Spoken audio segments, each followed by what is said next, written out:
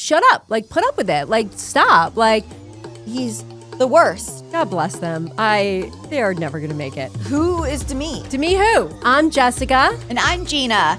Welcome to Mormon Wives Confidential.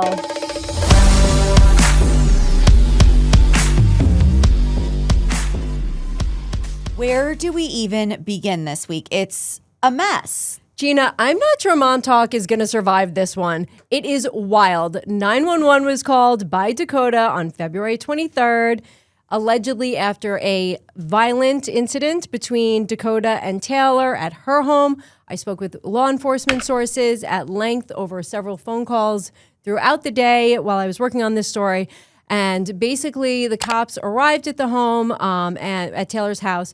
And from what I understand, it was a very he said, she said situation. They were both alleging that each other was violent in this police response. I am told that there were also other allegations made against Dakota. I'm not sure what those were exactly. Because it's an ongoing investigation, the 911 calls have not yet been released. Because police were at the scene, they were basically we can't figure out if there's anyone to arrest here right now in this moment. So they decided not to press any charges, not to have any charges pressed against anybody. So they referred this whole case to the prosecutor's office. And so now the prosecutor's office is going to take a deeper look at the case and the things surrounding the case. And there very well still could be charges pressed this week that could end up resulting in an arrest of either Taylor or Dakota or both of them. We don't really know yet. The cast is we're not going to film. We're not going to film until either we are able to address the situation on camera or Hulu in production releases a statement about it, because they feel like the situation is a liability and looks bad on everybody else as well. Right. My sourcing is also telling me CPS is involved, Child Protective Services, which is a very serious situation. We have, covered reality stars for a long time, Gina and I, and we've seen this road that happens where kids could be taken from parents. Like if things are really volatile at home, and you're talking about a high-profile case, so nobody wants this to be we didn't act immediately, because now everybody knows that something has happened, and something has happened likely in the presence of their child. CPS ends up getting involved and could end up taking away a kid, in this situation. So it's really a lose-lose for everybody involved. It's bad press for the show. It's terrible press for The Bachelorette, which is about to start. I was going to bring that up. It's starting literally in days, just days away. And even though Bachelorette was taking a risk with someone with a past, I don't think they thought that the past would become the present and that there'd be more domestic violence allegations immediately before filming. So this can't be good. And I'm sure they're completely frantically scrambling behind the scenes to figure out how to address this. I do think that people are going to watch it, obviously, but I don't think for The Bachelorette, all press is good press for them. I do think it's a really bad look for The Bachelorette, and they took a major risk on Taylor, and it might not be paying off. It's really sad. And Taylor had such a great opportunity here with The Bachelorette. She had an opportunity to break free of her toxic cycle with Dakota. Obviously, it's toxic. I don't think anybody can doubt that at this point. It's, as anybody who has watched the full season 4 of Mormon Wives, which dropped last week, we all, you can see, spoiler, if you haven't watched up through the end, we can see that Taylor ends up with Dakota up until the last minute, right before she leaves. Right before she gets on her flight, a day before she gets on her flight, she's back with him. So it's really sad. And we're always rooting for Taylor, and it's just she obviously has a lot of issues to address, no matter who's in the wrong or who's in the right. There's definitely issues there. And, I don't think she was ready for The Bachelorette, clearly. But, we will be watching regardless. And we really hope the best for Taylor and her family, her kids, and Dakota as well. I spoke with a legal expert just before we came here today to the studio. And that legal expert told me that if she ends up getting arrested again, because she's still on probation, if she ends up getting arrested again, she could end up really behind bars, for up to 6 months. He's like, it would be highly unlikely that such a severe sentence would happen. But like, she could end up behind bars. So there's real repercussions that are coming from this, not just socially, but like legally and, directly. Heartbreaking situation. There's been a heavy focus on her, on the Mormon Wives season 4, on her past and on her family and kind of her like beginnings, if you will. And they did a really interesting genealogy. She went to a genealogist who found that she possibly has 2 half siblings. Yeah. And her mother and her speak about going to Colorado to try and talk to some of the family. I don't think they're able to talk to some of the family, but she finds out some really difficult truths about her father and about her father's past. Her father died, I think, in 2016. He dealt with some really serious, dark issues. And in season 4, Taylor starts exploring what that was like. And she admits that she has this deep wound. She calls her stepfather, I believe Ray, she calls him dad, and he's been in her life since she was only 2 years old. But she's wanted to explore that because she feels like she can't heal until she has answers about her father. She finds out that he was, allegedly violent with her mother and that he had real jealousy issues. And, you can see, she says, like, I don't want my father's problems to play out in my life. And you can see, like, clearly it's just, this is what happens. If you don't heal properly from your parents' trauma, you're doomed to repeat it yourself. Absolutely. And it's like just heartbreaking to watch. And the sad part is, like, she has so many resources. She's making a ton of money. And I know that being on TV is probably exacerbating her, like, whatever issues she has. But she really does have so many resources. And she has so many people that have caught her back. And it's just so disheartening that she has allowed herself to be in this situation again. The scene that opens up in season 3 where she's at a retreat, right? She has some 2-week retreat at the start of season 3 for Mormon Wives.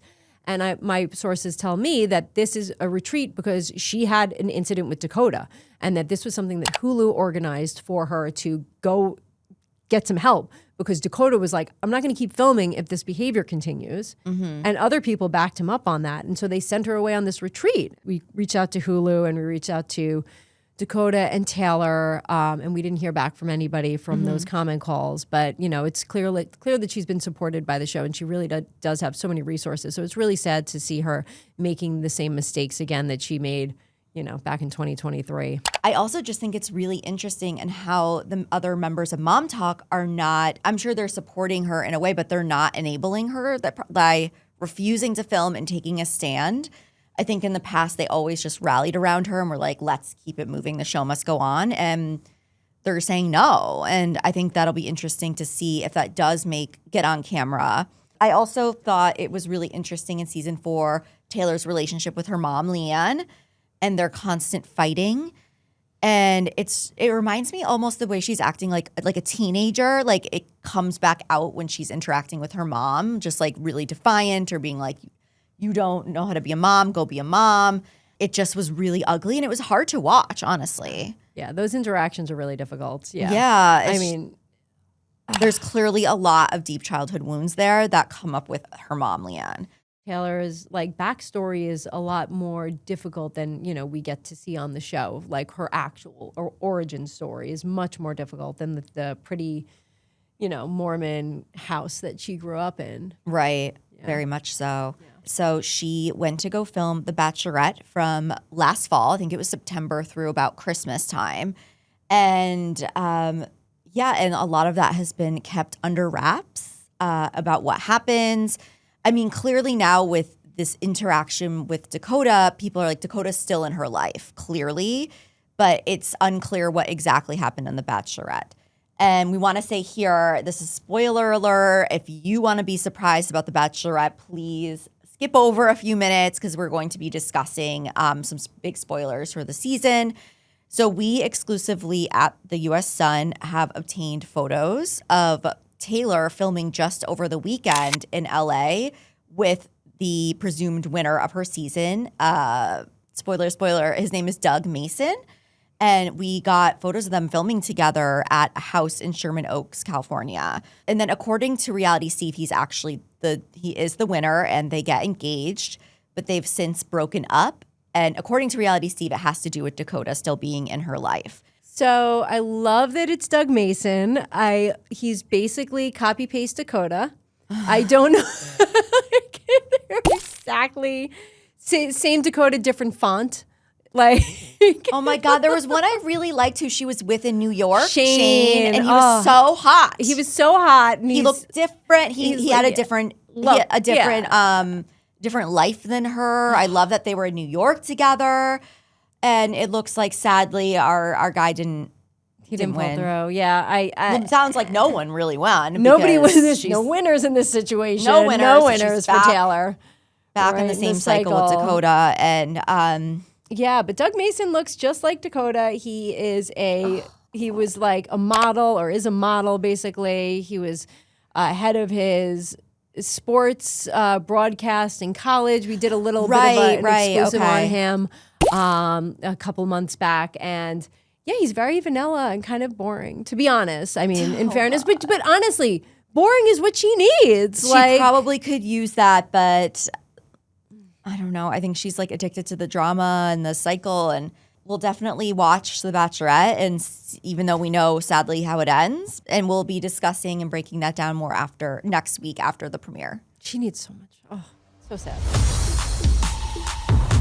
We've seen a lot on how Whitney is dealing with balancing being a mom, MomTok, Dancing with the Stars, and being a wife, and just doing all these different things. And she has a complete breakdown when her and her family go to a farm, I believe in LA, and she starts sobbing and is like, I feel so much mom guilt. I feel like I can't do all these things. And it was so relatable. So relatable. And I kind of wish that like everyone kind of discusses, because a lot of times I know the kids aren't always on camera most of the time, and I respect they want to keep that private, but I kind of wish the women would talk about being a mom and how that factors in. Like, they all go to LA to see Dancing with the Stars. I'm sure there was a lot of work behind the scenes to, get childcare and all these things.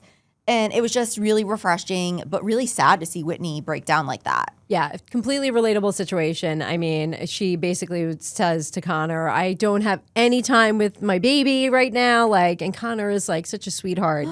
He's the best. He really is. This guy, he's caught a lot of flack because he was involved in that cheating scandal in the beginning. Yeah. But he really does step it up, and he's like, this is on me. I have him. Don't worry. I have the baby. I have the care. I am assuming all of those responsibilities. And, it's a really it's a breath of fresh air considering the rest of the dad talk isn't so capable, able, doesn't have the same faculties. They're so uninvolved. Yeah, so it really seems like Connor is being an amazing husband and dad in these scenes, and really steps up to support her and asks what else he can do to help her. And then she starts breaking down about how she's supposed to go to Macy's book party in Utah, even though she's in LA filming Dancing with the Stars, which is especially grueling. And she's like, oh, I gotta go. And Connor's like, I don't think that's the best thing for you. In that episode, they go, the rest of them go, except for Jen and Whitney, go to the book party. And they're all giving Whitney they're all giving her flack and giving her about it. And it seemed really unfair to me. Jen was sick, so Jen had her own excuse that she was sick. She did look sick, and the women all agreed she looked sick. Yeah. But Whitney being like, look, I can't, I just physically, there's it doesn't make sense for me to travel to Utah for a 2-hour book signing to head right back out when I'm doing these 14-hour rehearsal days, and there should be a little bit more grace given to each other. There was no grace. None. And I feel like maybe there's more to the story there. There's more subtext we're not getting. They're mad that they have to do more filming, and that she, I think maybe when she joined Dancing with the Stars, it was assured to them that she would still be doing equal filming for Mormon Wives. And maybe they're jealous that they have to carry the weight of the show while she's off pursuing her dreams. I feel like there's definitely more there, because their reaction seems so unreasonable. It felt outsized for sure. I mean, Jessie had given up her interview. She was supposed to go on something with Alex Cooper. Yes. And so Jessie had bailed on that, but that wasn't a prior commitment. It wasn't she was asked to go to the book signing and host, and she had said yes, but then she got invited to the Alex Cooper thing, and she said yes to that and was going to bail. And that was this was Dancing with the Stars. They all knew what what Jen and Whitney were signing up for going into it. It was pretty clear that it was going to be an aggressively grueling schedule. So, yeah. Speaking of other husbands, I can't with Zach. I can't. He's the worst. He's insufferable. Insufferable. Zach, what is wrong with you? Are you okay? Like, what is wrong with you, bro? So to recap a little bit, Zach and Jen go to a dinner in LA. First date, and since she had the kid. And let's just remind everybody, she's on Dancing with the Stars. She's rehearsing 14-hour days, and a baby just came out of her body a few months before. 2 months. I think she was 8 weeks postpartum when she started rehearsals. I didn't even share a photo of my daughter for the first week because I couldn't even look at social media because my body was so crippled from everything. Yeah. This woman is on Dancing with the Stars. Just a couple, people are still on maternity leave when she was on Dancing with the Stars. Absolutely. And they go out to dinner and Zach starts giving her and she looks exhausted. This woman looks like she's going to nod out at the dinner table. Mm-hmm. She looks so freaking tired. And he is giving her... this isn't working. This, I feel like, you're not around enough. Meanwhile, he agreed to be a stay-at-home dad while she pursued Dancing with the Stars. He agreed to this and is now backtracking and making her feel guilty about it. And he's like, the kids really need their mom. They really need their mom. I'm not their mom. I cannot. Shut up, Zach. And shut up. Man up. Man up. Don't be such... And not to mention that she supported him when he had his medical school dreams. And she was saying, I supported him for years doing the same thing. And now that the tables have turned, he can't handle it. Oh, why are men can be such... They really can.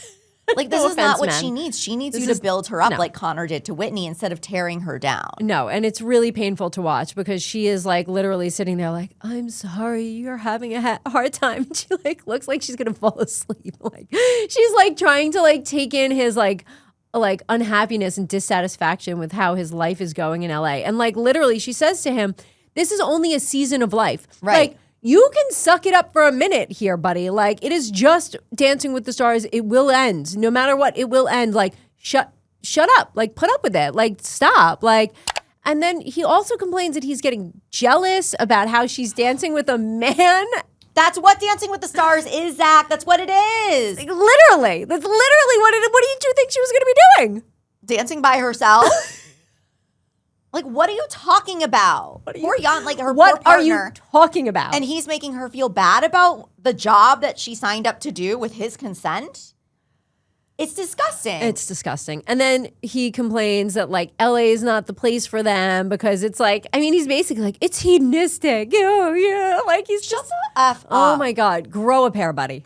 Right. And then I feel that is saying that LA isn't this place for them is almost poo-pooing her Hollywood dreams and her dreams to be a dancer and to be a star. He's basically saying we can't do that because it's too hedonistic. It's not good for us. Yeah, he's basically saying we can't do that because I'm going to be jealous and it's going to be a problem for our marriage. So sorry about your dreams. I'm just not a big enough man to accept you being in the limelight like that. That's it. From one difficult marriage going through it to another, we have Jessie and Jordan. God bless them. They are never going to make it. This whole episode was showcasing the most awkward dinners between spouses. Between spouses. Mm-hmm. Yeah. So they made sure to get in Jessie and Jordan and their 5-year anniversary dinner. Right. Which looked like she'd rather be going to a lobotomy.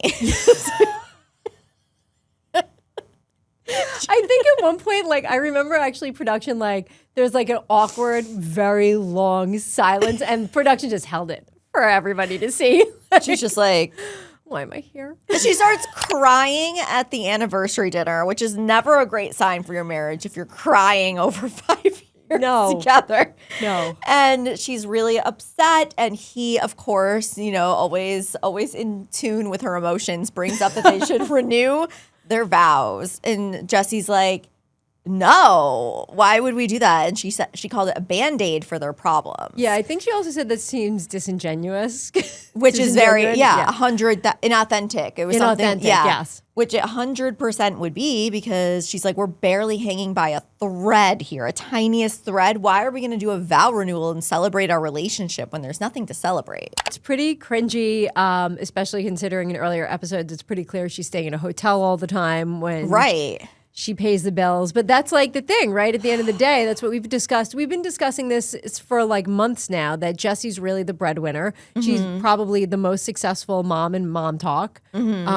And she is seemingly terrified about losing money if she divorces him. She threw like this prenup party right as the season 4 was dropping. She like posted about this prenup party. So we're hoping that that means she was able to get something inked to protect her assets if she does divorce him.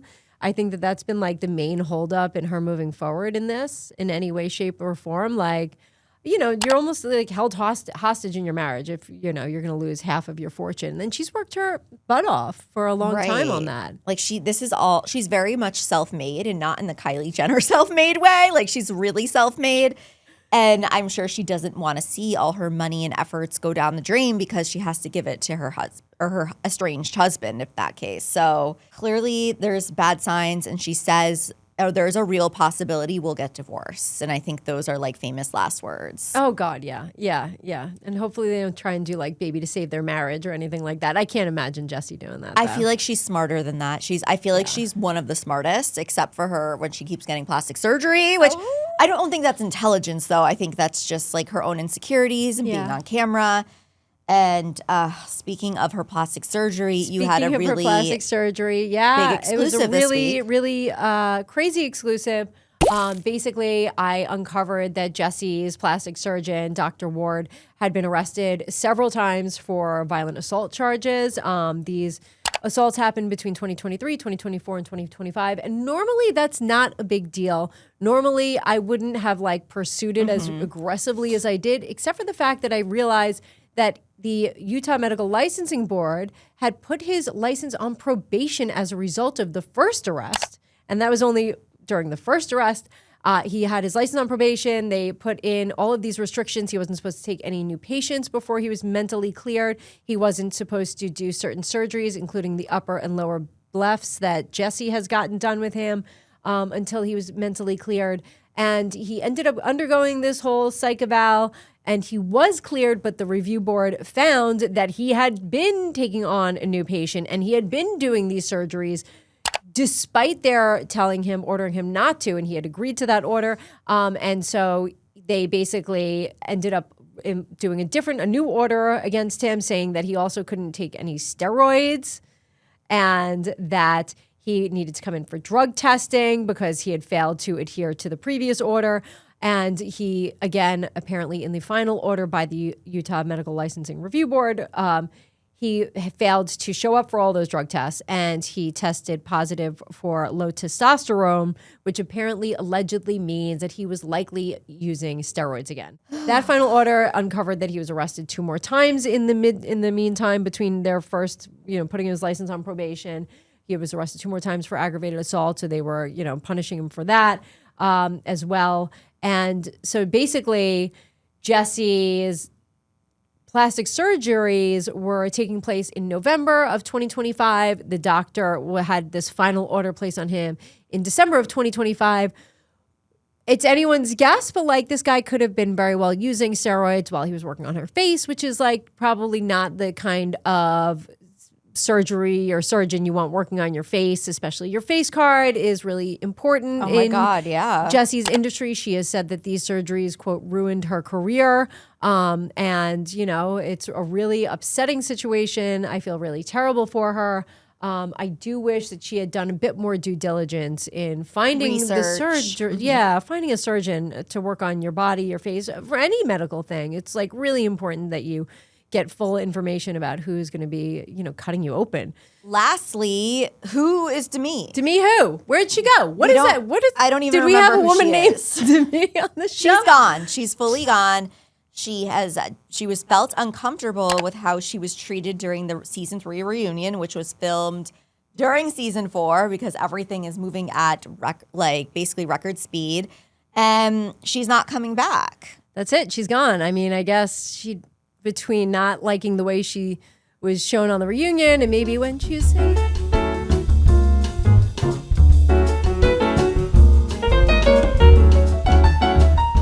yes, we harmonize just like them. Yeah. We sound so good. You sound incredible, and Yes. and And watch also out to Brett and Demi. delusional.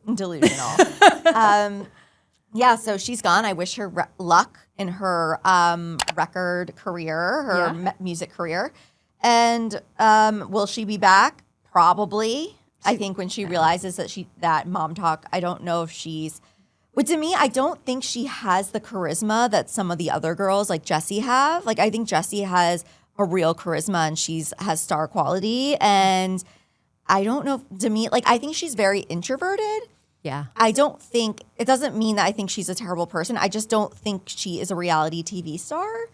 Yeah. And I think she's going to find that it's not going to work outside of MomTok. And I feel like she's going to come back. I agree. And it should be interesting because I think if Taylor ends up having to step away from the show for any real amount of time, they're probably going to want to fill that with some other kind of, spice or whatever. And needing a villain like Demi might be the, Band-Aid for the show if Taylor ends up having to step away because of all the legal drama she just, is enduring at the moment.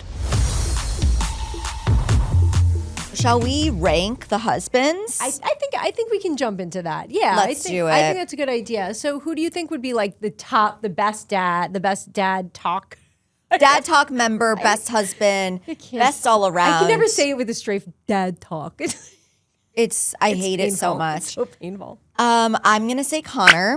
Connor the best? Yes. Yeah. So he was incredibly supportive of Whitney when she was, breaking down over mom guilt and managing and juggling it all. He was saying the most supportive thing is he seems like a great dad, a great husband. I know in the past there were cheating allegations, but overall, at least currently, he seems like the best to me. I think that the second runner-up would be Macy's husband, Jacob. He is so proud of her during the book tour. He is just her number one cheerleader for sure.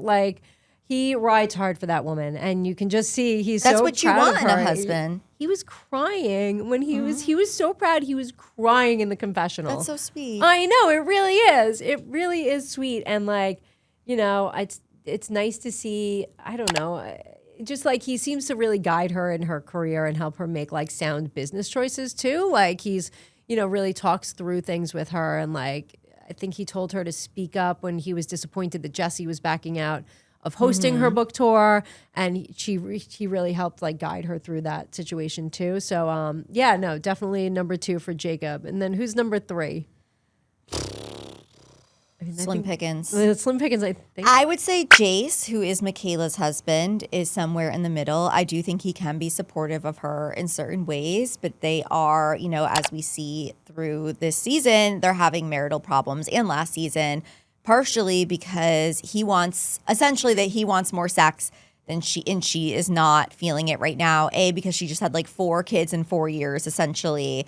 And 2, she's dealing with some really dark issues in her past, like the sexual abuse, and she's just not feeling like she's open to intimacy right now. Yeah. Next, for number 4 of the 5 husbands of the group, the people who are married, I would say Jordan, because he gets on my last nerve. He gets on Jessie's last nerve, and I think she's deserving of more. I think he's clout chasing. I think that the whole dad talk thing that he's really jumping on, he wants his money and he wants to piggyback on his wife's fame, and that's not cool with me. I'm going to give him second place too, and I'm actually going to move him from the bottom of the barrel to second to last because I have a feeling that he signed something to allow her to get a prenup done. So okay, that moves him up. That does move him from the dead last where I find Zach. Zach, we hate you. We think that you are a little yes, and I don't appreciate. I mean, we talked about this earlier, but I just don't appreciate the way he talks to Jen and makes her feel bad for being the breadwinner and the mom and mom guilting her. and just kicking her while she's down. Like your husband, like Connor and Whitney, is there to lift you up, not bring you down. I mean, it's such a stark contrast from the top to the bottom with these guys. Like Connor is super duper evolved, like a Renaissance man kind of guy. Like I can be a motherly to these kids too, while you do your thing and make money for the family. And Zach is just like, what about me? I don't get enough time with you. We've decided to have a segment called MomTok Moan, where we whine about aspects of the show that we're not happy with. Yeah. So what is this week's MomTok Moan going to be, Gina? Okay, so this week's MomTok Moan is dad talk in general. I don't want to see them on my screen. I understand the husbands have to be in scenes with their wives because they are a big part of the main characters' lives, and I get that. I get it. If I have to see, I understand I have to see Jordan sometimes, but I don't think I should have to see Jordan with just the other men and not Jessie and the girls. I gotta say that like whole lunch meeting that the men had, and it was so cringy, like watching Jace have to talk about his marital problems with these guys. It was like, it made my skin crawl, to be honest. Like, first of all, I don't think men talk like that. No, the producer definitely prompted them and was like, Jace, now talk about this. Yeah, no, it's stilted. It feels totally unnatural. And nobody wants to watch these guys. Nobody. Keep it here for next week for all of the drama and behind the scenes exclusives that we're bringing at Mormon Wives Confidential. And like we say every week, will MomTok survive this?